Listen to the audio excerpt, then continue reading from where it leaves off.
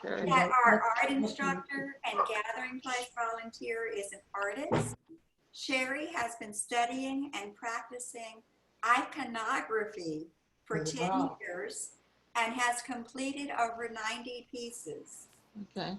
Wikipedia defines iconography as a branch of art history which studies the identification, description, and interpretation of the content of images, the subjects depicted, the particular compositions and details used to do so, and other elements that are distinct from artistic style. Perhaps Wikipedia needs a new definition writer, because I've read that 3 or 4 times and it didn't make any sense to me.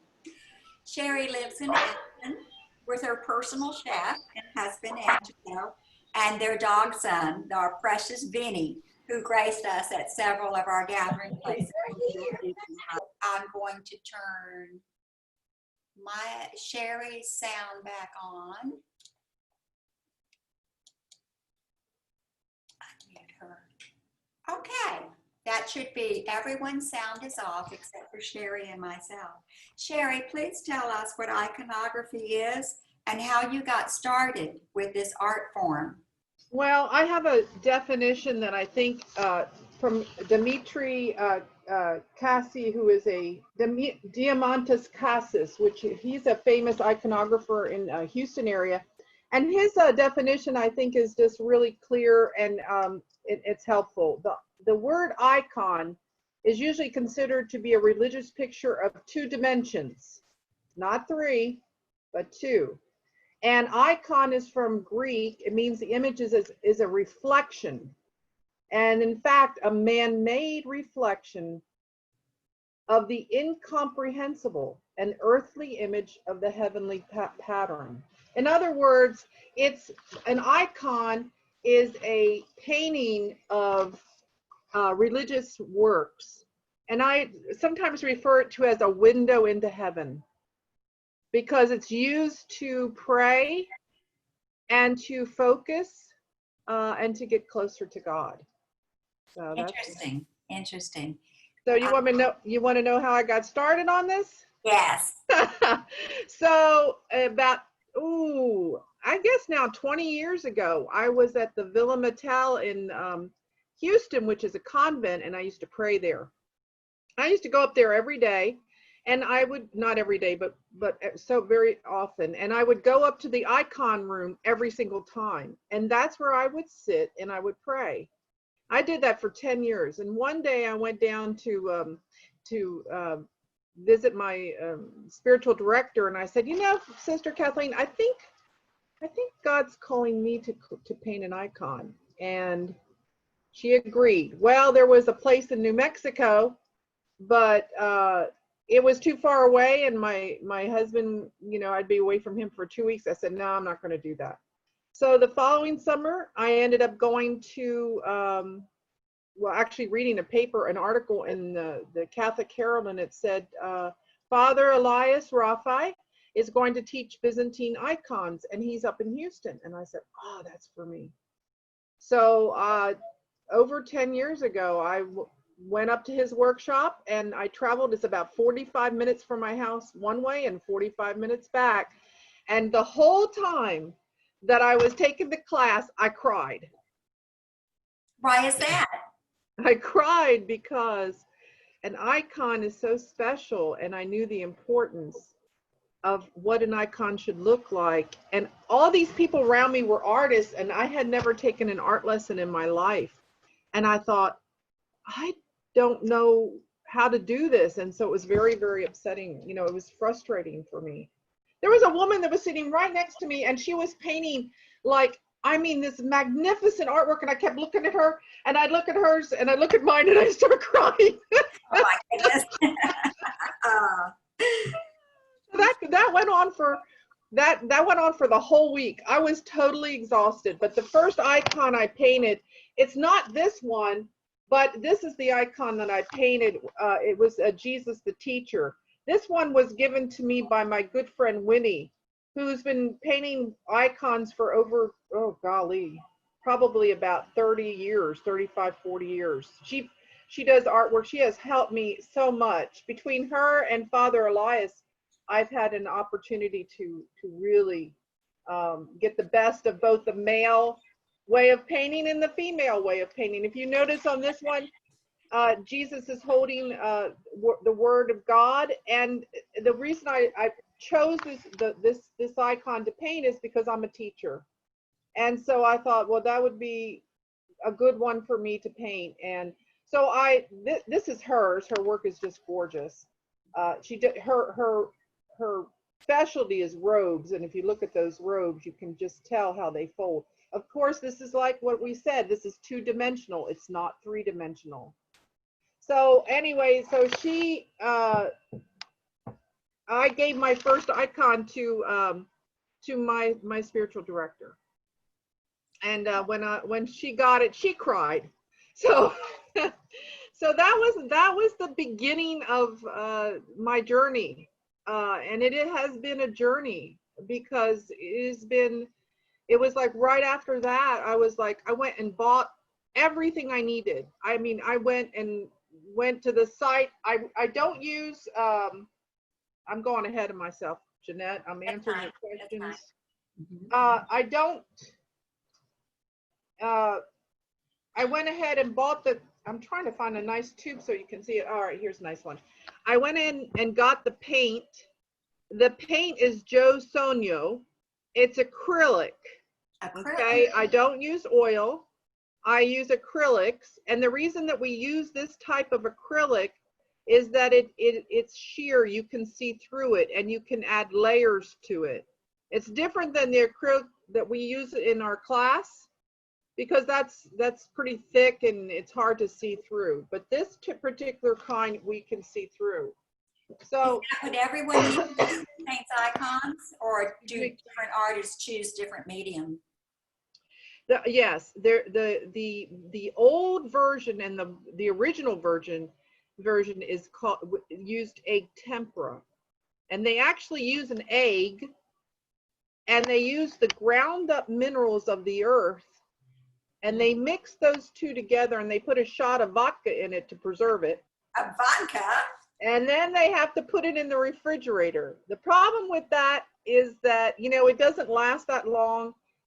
You have to use it right away, but the icons painted with egg tempera are the best ever. And one of these days, God willing, I will learn that technique, because I feel that, you know, that's the oldest version, and that's the way, you know, that's the way the old monks and the original iconographers, that's what they use, because they didn't have oils. Oils came in the Renaissance era.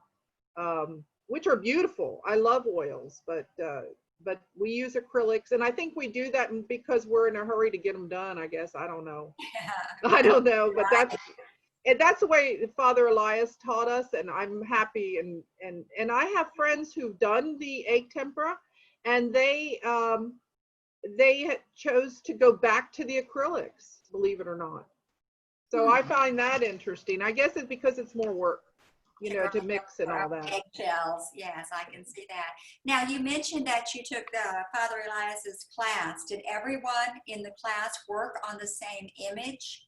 Yes. Like go to painting with a twist, everyone paints the same thing? Right. In the very beginning, it was like that. But as I continued, he would give like 3 or 4 subjects, but usually on the same subject. Like if it was the Blessed Mother, they would do 3 or 4 of her. If it was a saint, they would do 3 or 4, you know, different versions. Like one would be just the face, the other would be more of the body, and then some of it would be the entire body. But I have had I have been blessed to been able to paint the images that are in his church.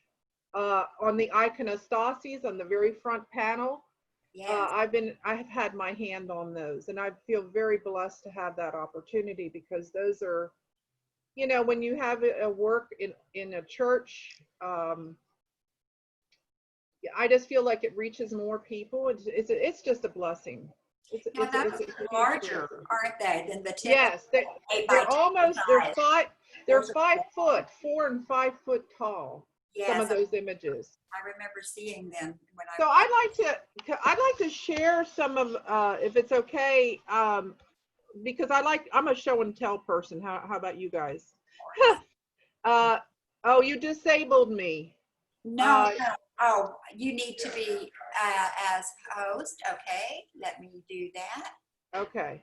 And then I also would like to unmute my guests if possible. Can we do that as well? I'm going to unmute everybody. Correct. Okay, everyone is unmuted and you are able to share screen as a co-host now. Okay.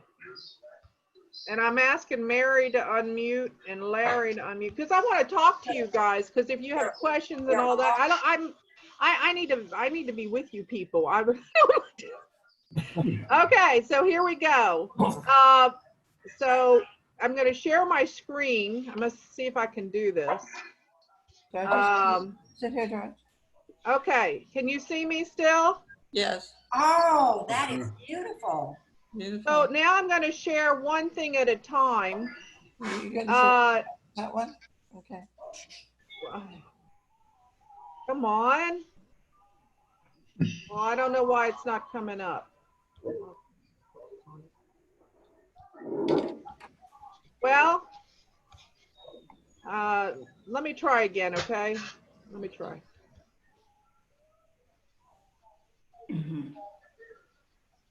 I don't understand why it's not. Oh, here we go.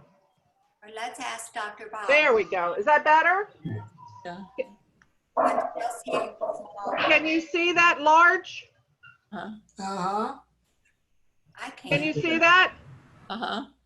Okay, so this is Virgin Mary, right? the Virgin Mary. This is the very famous Roman Popio, which is in Rome.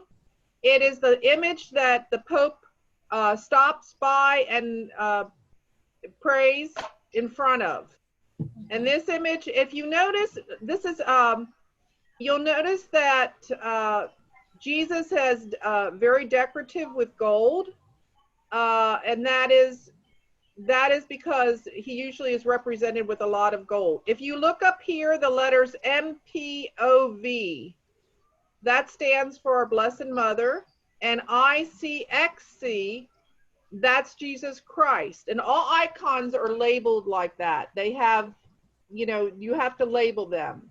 Now, you won't see my signature on the front because iconographers do not sign their work. Wow. Okay? We don't sign our work.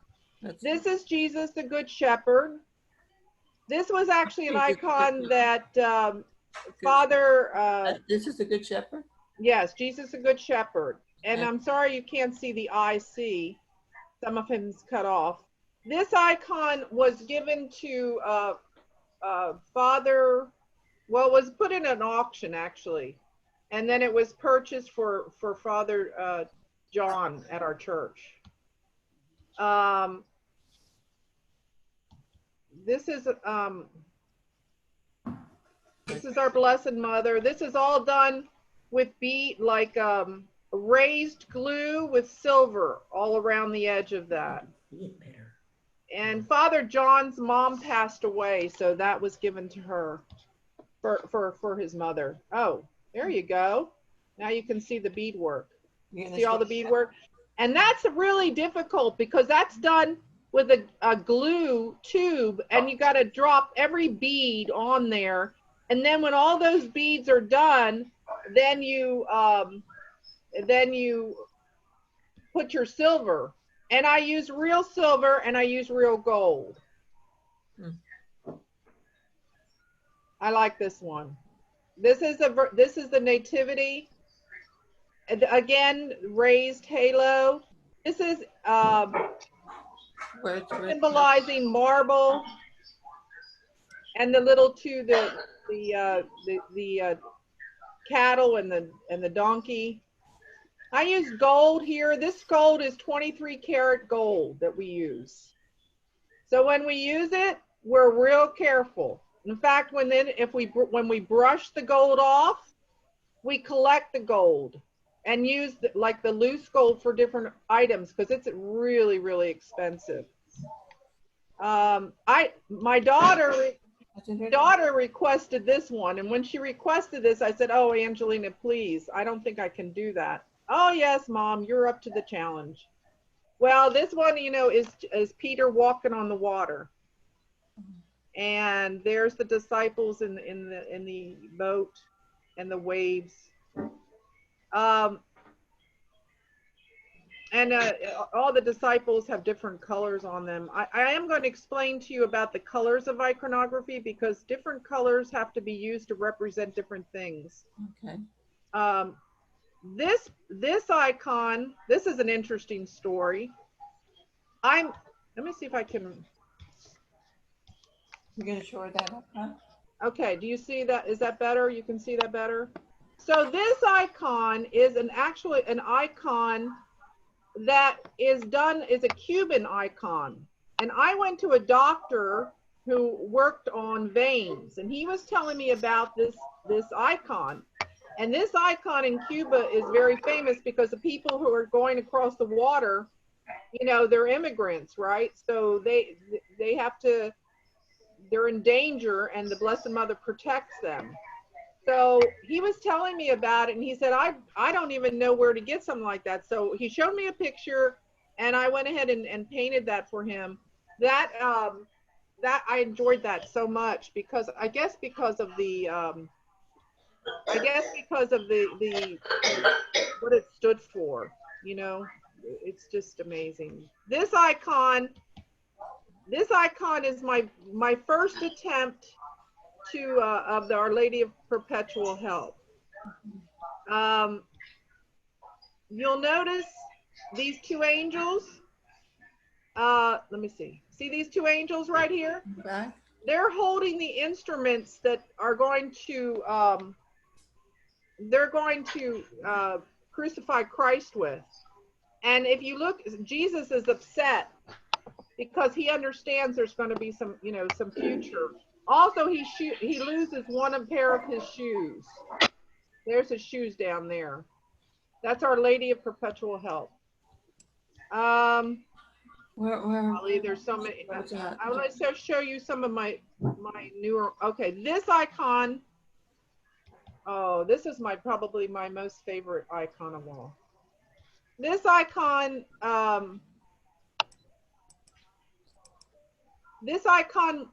I did this after I left the Holy Land. We went to the Holy Land. I had to wait. I had to wait a whole week to. Can you see it still? Yes, I can see. Okay. Something happened to my. Okay. So we had to wait a whole week to paint, and when we got back, I could not wait to paint. I had to paint. And so I put my head down, and from the morning till the night, finished that in a week. That icon, yeah, and the reason why I was I was very motivated because I had just been to the Holy Land, so I was deeply inspired. And when you're inspired like that, you have all that in you that God gives you, and you know you have to do something with it. And so that icon was given to for a fundraiser for a retreat house. And I was so blessed to be able to have that opportunity to paint that. This one I gave to my dad. Which one? This is Saint Joseph, and my dad's name is Joseph. And there's baby Jesus. I love doing his beard. It was fun. And let's see. Oh, today is the feast day of Our Lady of Sorrows. And there's Our Lady of Sorrows. There's the swords to break the heart. Notice that she's holding this white rag here. This actually represents the cloth that Jesus wears. It's a Jewish prayer cloth is what it is. That's what the red lines are in it. These swords are done with silver and real silver, and the handles are made with the real gold. Again, the halo is made with gold as well. Halo like that. This is an angel. This was a guardian angel. She's pretty, isn't she? Yes, she You is. know, it's funny how God works, because when I did this halo, I messed up the halo. Some of the silver had come off, and so I was kind of inspired then just to put these dots around here and create this design, and I thought it came out really nice. I thought it made a nice icon. This is a different type of icon. This is more of a traditional, not traditional, more of a what's the word, Jeannette? Not traditional, but new, more modern. Excuse me. Thank you. And that was also done for a fundraiser. Oh, you have St. Michael. Oh yeah, I'll show you St. Michael in a second. Yes. So this is my first attempt at mosaic. Mosaics are something I've loved. They are difficult, very difficult. I did this in a class. It took me months to finish it. All these things have to be cut. All these are pieces of glass that have to be cut and laid in. We had only a picture to look at, so we had to create our own design. It was very difficult, but it encouraged me to do another one. And when I find that one, I'll show it to you when it comes up. Here's St. Michael.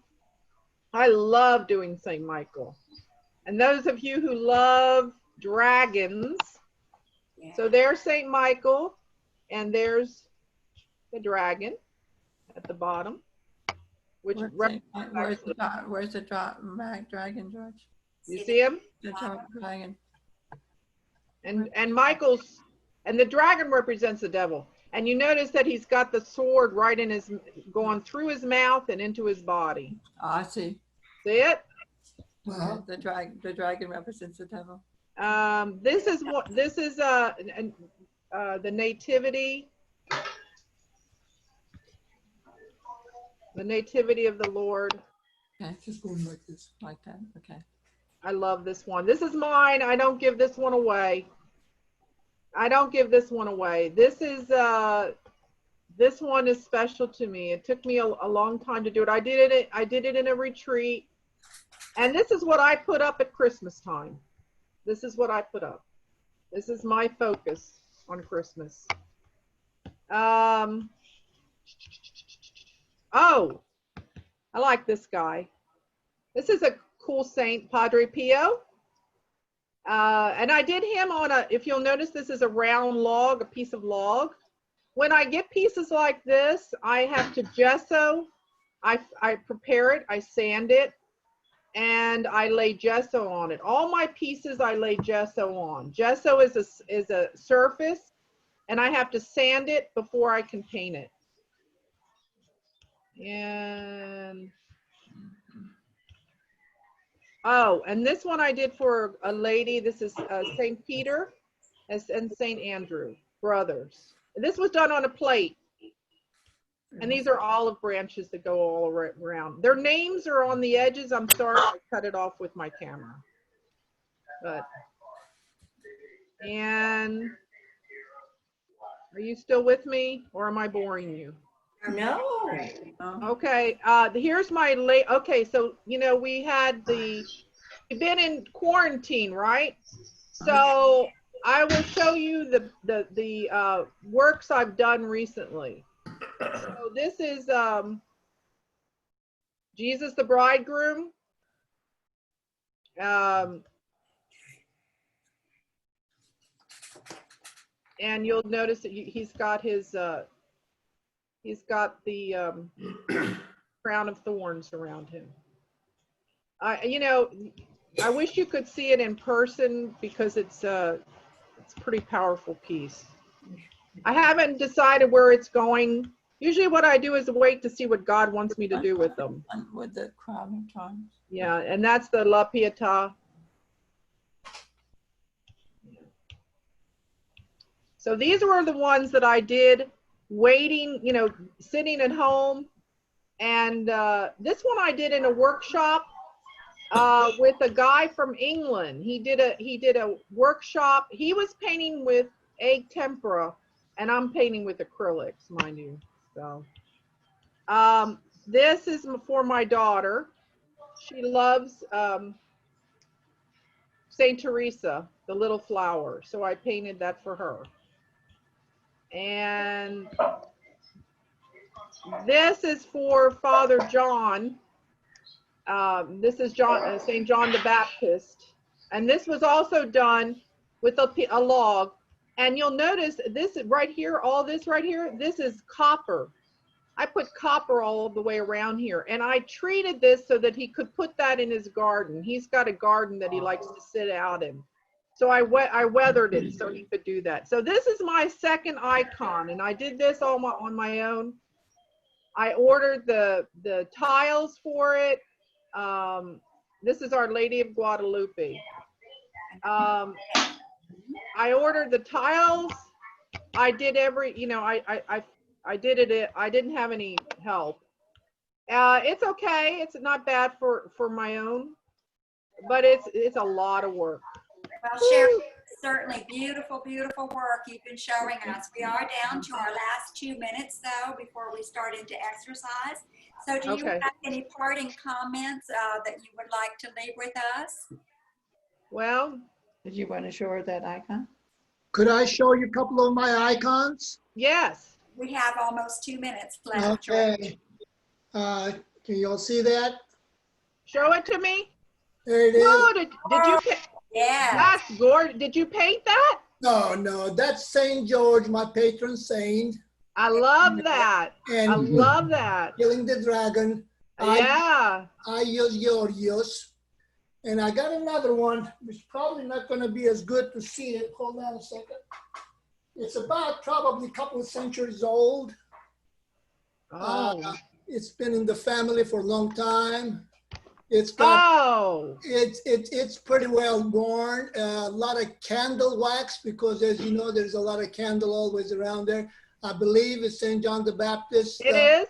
It is. The head. Now, the archangel, I'm not sure which one it is, Gabriel or Michael. No, actually, It's not. I think it's St. John the Baptist, and it is also St. John the Baptist's head. It's like before he was beheaded, because St. John the Baptist will also be shown with wings. Does he have a rough? I did not know that. Okay. Yes. I thought it was an archangel. Okay. No, and that is a beautiful, beautiful icon. Yeah, it's about, I would say it's been in the family for 5-6 generations. So. What a blessing. What a blessing. And it's, when you grew up in a Greek Orthodox church, you're surrounded with iconists. Yes, Right? you are. That's it. Yes, you are. Iconius. I have one of the Blessed Mother from Father David, my dear priest from Nigeria, and also one that my son picked up just this last spring in Italy, but it's on metal. It's like it looks like it's hammered on metal, but it's a reproduction. It's not actual painting. I mean, it's a copy, obviously. So, and I just wanted to say that when daughter and son-in-law were returning from Turkey, they purchased a beautiful icon of an angel on a very irregular piece of wood. And although they had the receipt, they had so much trouble getting it out of the country. Apparently, there's a big black market, and certain countries are greatly limiting the export of their icons. So I just thought that was interesting. And again, thank you, Sherry. We've certainly. Well, thanks, guys. I hope you enjoyed it. Now you know a little bit about me. Okay. Thank you. I'll see you Thursday. Yes. Bye.